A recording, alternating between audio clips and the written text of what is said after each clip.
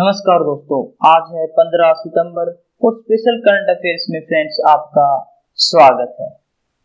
आज का हमारा पहला क्वेश्चन है, जयपुर नगर की स्थापना किसके द्वारा की गई थी? Jaipur city with boundary walls was founded by which? चार दीवारी वाला नगर भी बोला जाता है जयपुर नगर को। तो जयपुर नगर की स्थापना 1727 में सवाई जयसिंह द्वितीय द्वारा की गई थी। जयपुर नगर was established in the year 1727 by Sawai Jaisingh II। Jaipur नगर को वैदिक वास्तुकला के प्रकाश में व्याख्यायित ग्रिड योजना के अनुसार बसाया गया था। नगर की सड़कों के दोनों तरफ उपनिवेश काल से व्यवसाय की सुविधा है। ये सड़कें बड़े चौराहों, जिन्हें चौपड़ कहा जाता है, पर एक दूसरे से मिलती हैं। नगर की योजना में प्राचीन हिंदू, मुगल और पश्चिमी संस्कृतियों के तत्वों का प्रयोग किया गया है। ग्रिड योजना सामान्यतः पश्चिमी देशों द्वारा नगरों की स्थापना में अपनाई जाने वाली विधा है, जबकि विभिन्न शहर क्षेत्रों या चौकी का संगठन पारंपरिक हिंदू अवधारणाओं को संदर्भित करता है। नगर को एक वाणिज्यिक राजधानी के रूप में डिजाइन किया गया था, जो अपनी स्थानीय वाणिज्यिक और सहकारी परंपराओं को भी अभी तक बनाए हुए है। ये देख सकते हैं फ्रेंड्स आप कि किस प्रकार से एक बहुत ही अच्छे उसमें बसाया गया है जयपुर को। चार दीवारी वाला शहर इसको इसलिए बोला जाता है क्योंकि इसकी चारों तरफ बाउंड्री वॉल है। ईज बैंकिंग सुधार सूचकांक क्या है? What is the EASE banking reform index? तो ईज सूचकांक भारतीय बैंक संघ और बोस्टन कंसल्टिंग ग्रुप के सहयोग से तैयार किया जाता है। The EASE index is produced in collaboration with the Indian Banks Association IBA and the Boston Consulting Group BCG। EASE सुधारों का उद्देश्य सार्वजनिक क्षेत्र के बैंकों में संस्थागत रूप से स्पष्ट एवं स्मार्ट बैंकिंग प्रणाली को लागू करना है। ईज बैंकिंग सुधार सूचकांक की शुरुआत 2018 में की गई थी। ईज 2.0 में 6 विषयों जिम्मेदार बैंकिंग, ग्राहक जवाबदेही, उद्यम मित्र के रूप में PSB, गहन वित्तीय समावेशन, ऋण वितरण प्रशासन MHR को शामिल किया गया था।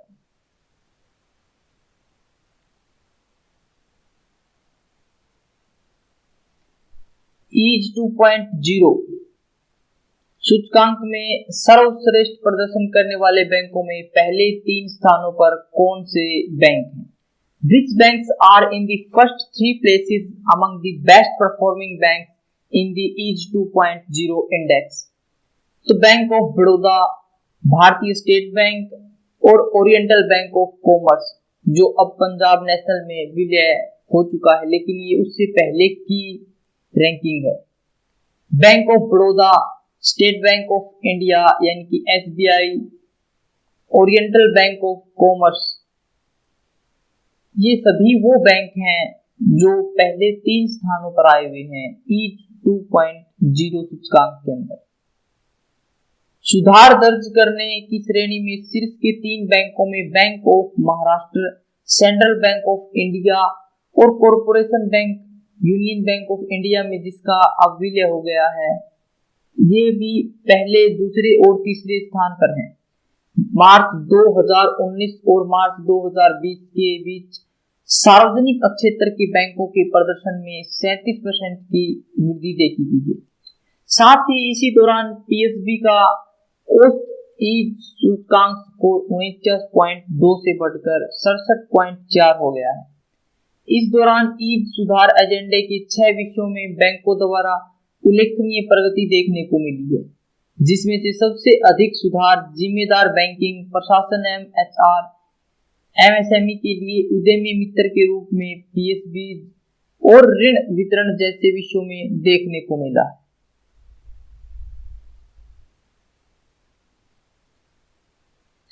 डोर स्टेप बैंकिंग सेवा से क्या अभिप्राय है? What does door step banking service mean? तो डोर स्टेप बैंकिंग सेवा के तहत ग्राहकों को कॉल सेंटर, वेब पोर्टल या मोबाइल ऐप के माध्यम से उनके घर तक बैंकिंग सेवाएं उपलब्ध कराई जाएंगी। Under the door step banking service, customers will be provided banking services through call center, web portal or mobile app at their doorstep। इसके तहत वर्तमान में केवल गैर वित्तीय सेवाएं जैसे कि चेक, डिमांड ड्राफ्ट, आयकर रिटर्न, जीएसटी चालान, खाता वितरण, गैर व्यक्तिगत चेकबुक की डिलीवरी, डिमांड ड्राफ्ट, सावधि जमा रसीद की डिलीवरी आदि उपलब्ध कराई जाएंगी। वित्तीय सेवाओं की शुरुआत अक्टूबर 2020 से की जाएगी। ये सेवाएं देश भर के 100 केंद्रों पर चयनित सेवा प्रदाताओं द्वारा तैनात डोर स्टेप बैंकिंग एजेंटों द्वारा प्रदान की जाएंगी।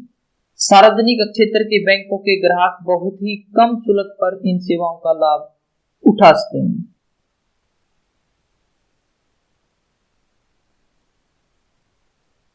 प्रधानमंत्री मत्स्य संपदा योजना क्या है? What is the prime minister fisheries scheme?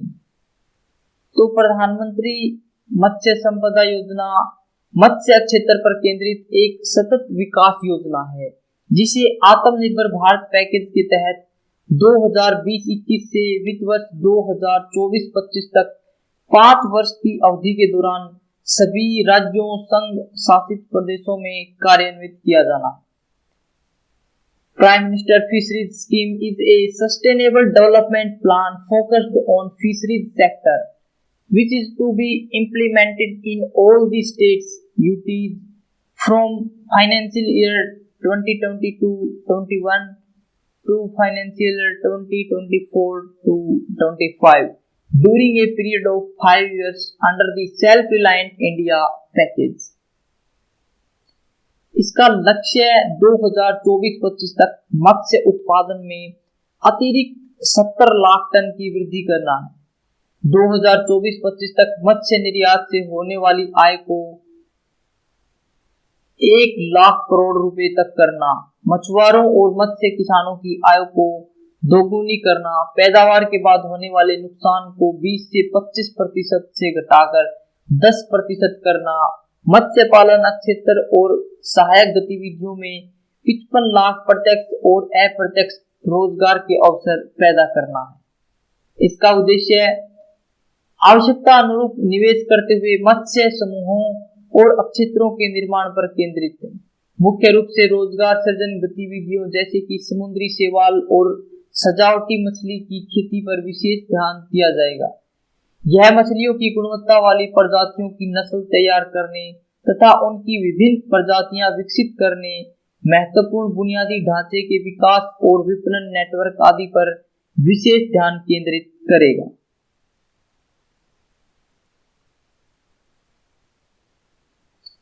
Friends, अगर आपको किसी भी कंपटीशन एग्जाम के लिए करंट अफेयर प्रिपेयर करनी है तो आप यहां से कर सकते हैं। हम आपके लिए यहां पर बेस्ट क्वेश्चंस, वो क्वेश्चंस जो आपके एग्जाम के पॉइंट ऑफ व्यू से भी इंपॉर्टेंट है और वैसे भी आपको जानना उनके लिए बहुत आवश्यक है।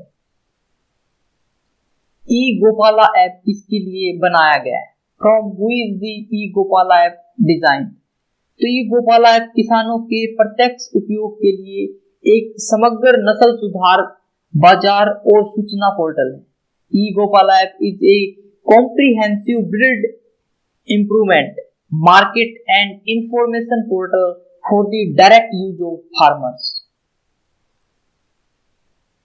इसके जो पहलुओं पर समाधान करेगा वो इस प्रकार है, जैसे कि देश में पशुधन के सभी रूपों, वीर्य, भ्रूण आदि में रोग मुक्त जीवाणु को खरीदना और बेचना, गुणवत्तापूर्ण प्रजनन सेवाओं की उपलब्धता जैसे कि कृत्रिम गर्भाधान, पशु प्राथमिक चिकित्सा, टीकाकरण, उपचार आदि, और पशु पोषण के लिए किसानों का मार्गदर्शन करना, उचित आयुर्वेदिक दवा, एथनो पशु चिकित्सा दवा का उपयोग करते हुए जानवरों का उपचार आदि की जानकारी देना, पशु किसानों को अलर्ट भेजना जैसे कि टीकाकरण, गर्भावस्था निदान आदि के लिए नियत तारीख पर किसानों को क्षेत्र में विभिन्न सरकारी योजनाओं और अभियानों के बारे में सूचित करना।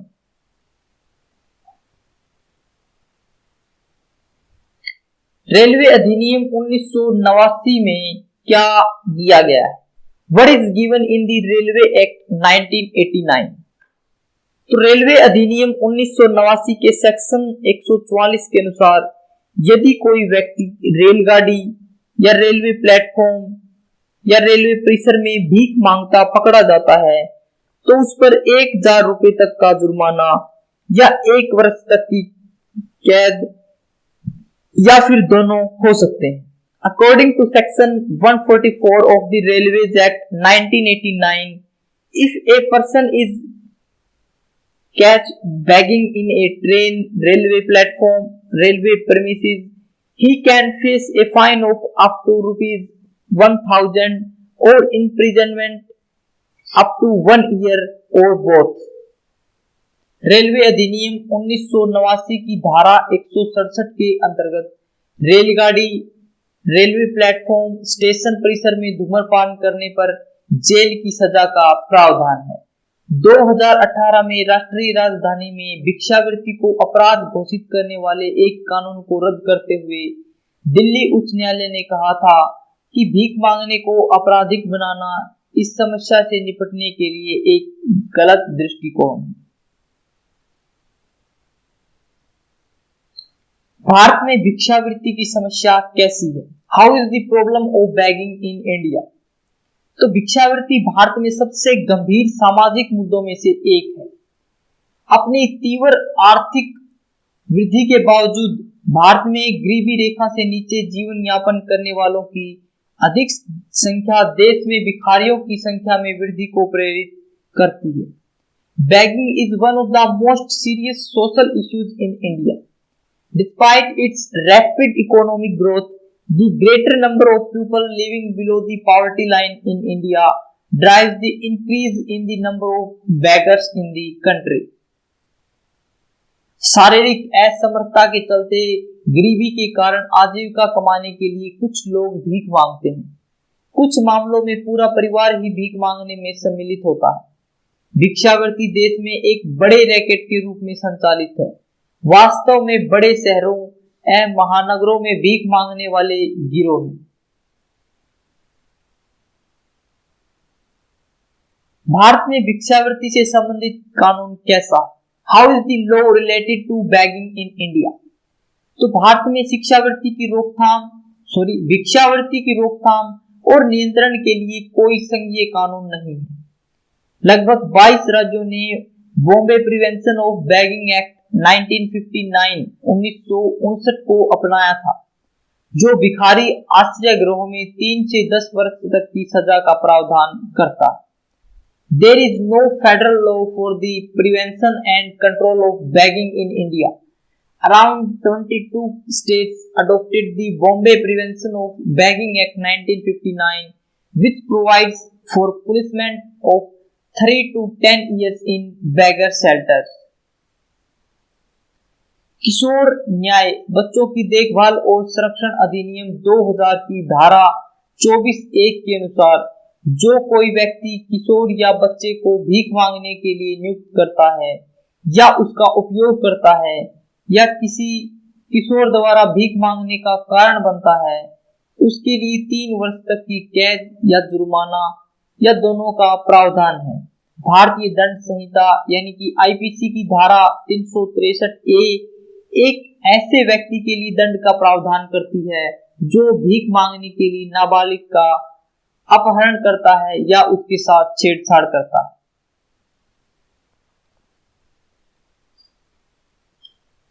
साधारण दिखने वाले लोग ही दुनिया के सबसे अच्छे लोग होते हैं। यही वजह है कि भगवान ऐसे बहुत से लोगों का निर्माण करते हैं। अब्राहम लिंकन जी द्वारा दिया गया यह कोट्स है। फ्रेंड्स, उन्होंने कहा था कि साधारण दिखने वाले लोग ही दुनिया के सबसे अच्छे लोग होते हैं, क्योंकि जो सिंपल लाइफ जीते हैं, ज्यादा दिखावा नहीं करते हैं, वो लोग अच्छे होते हैं, क्योंकि उनके पास कुछ ऐसी वजह नहीं होती है जिसके कारण वो कोई गलत कार्य करें। फ्रेंड्स, ऐसे लोग भगवान इसलिए ज्यादा निर्माण करता है क्योंकि बहुत ज्यादा लोग ऐसे होते हैं जो साधारण है, सिंपल है। फ्रेंड्स, अगर आपको वीडियो अच्छी लगी तो इसे लाइक करें, शेयर करें और हमारे चैनल को सब्सक्राइब करें ताकि आपको नोटिफिकेशन मिलता रहे। अगर आपको इसकी पीडीएफ चाहिए तो आप हमारे टेलीग्राम ग्रुप से डाउनलोड कर सकते हैं, जिसका लिंक हमने डिस्क्रिप्शन बॉक्स में दिया हुआ है। आज के लिए इतना ही फ्रेंड्स। Thanks for watching.